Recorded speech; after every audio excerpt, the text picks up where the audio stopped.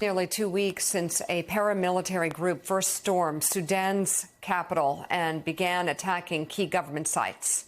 A previously negotiated ceasefire between that group and the nation's military was set to expire tonight, but that may no longer happen. Sudan's military said late last night that its leader had given approval to extend the truce for another 3 days.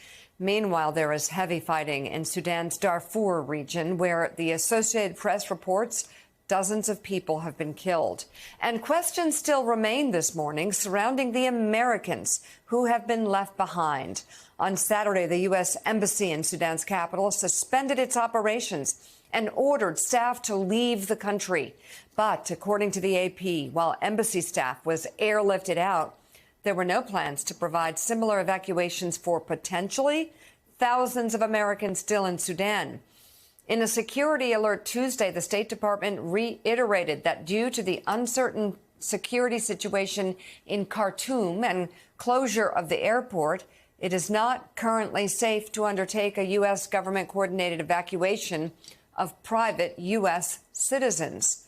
Our next guest has traveled to Sudan to help rescue trapped Americans and residents of other NATO and allied countries from the war zone and bring them to safety. Joining us now, Brian Stern. He's co-founder of Project Dynamo, a veteran-led, donor-funded international search, rescue, and assistance nonprofit operating to provide assistance to those impacted in disaster areas and conflict zones throughout the world. Thank you so much for being on the show. Who have you been able to rescue? How many people? And how, given the airport situation, how are you getting them out? Thanks for having us. Khartoum International, KRT, is definitely closed, but there's lots of other airfields around. Sudan is a big country. It's a proper country. It has more than one international airport. There's lots of military bases around. So there are other options besides the one in the capital city. Our tactics right now are getting people from the hot zone to a warm zone, if you will, out of the immediate danger area, and then trying to get them out of the country. But it is extremely dangerous. It is very volatile. And because of the nature of war, and in particular civil war, which is the worst kind of war to have, frankly, things are extremely complicated on the ground. The evacuations that you have executed, how have they gone? Have you confronted any challenges in terms of the danger factor? And how many more people are still trapped there that you can know of? How are you all connecting? People find us. We have hundreds of people that are registered with us. A lot of people don't know about us, but the word is definitely getting out. There are, for us at least, there are hundreds. I expect that there are thousands, but we're not sure yet. Everybody wants to get out. Sudanese, Americans, whoever, nobody wants to reside in a war zone, generally speaking. So we have our work cut out for us. We're in it to win it, but we need financial help. ProjectDynamo.org is where people go to register. So if you have friends and family that are stuck, please register them on our website. That's also where the public can go to donate. These are very expensive. Planes cost money. Gas is at about $75 a gallon right now, and we have to drive a lot of places. So it is dangerous.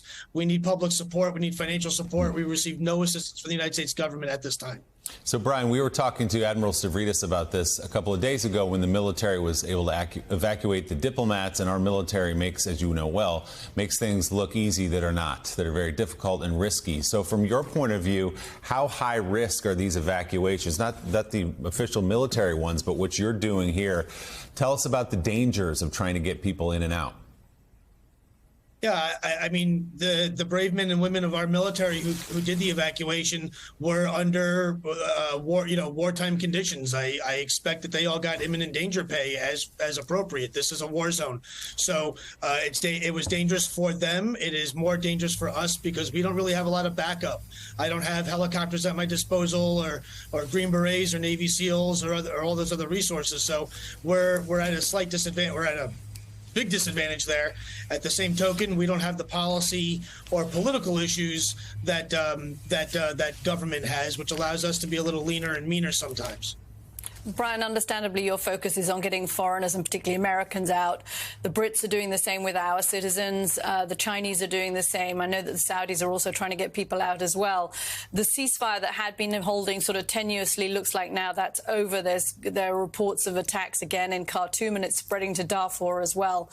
What happens now this ceasefire is over to the Sudanese who won't be evacuated, to those civilians who are being left behind if the ceasefire is over?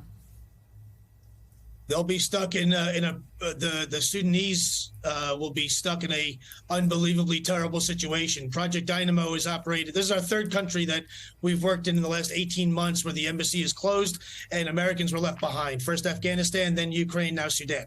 So we're sadly extremely familiar with this circumstance. And the people that pay the highest price in war are the innocent civilians stuck in the middle of it. So the Sudanese that are left are in for a pretty horrible, terrible experience until this war is over. Project Dynamo co-founder Brian Stern, thank you for what you're doing. Thank you very much for being on the show this morning. We appreciate it. Thank you. Please donate. We need help. We need help very badly. Please help. Thank you.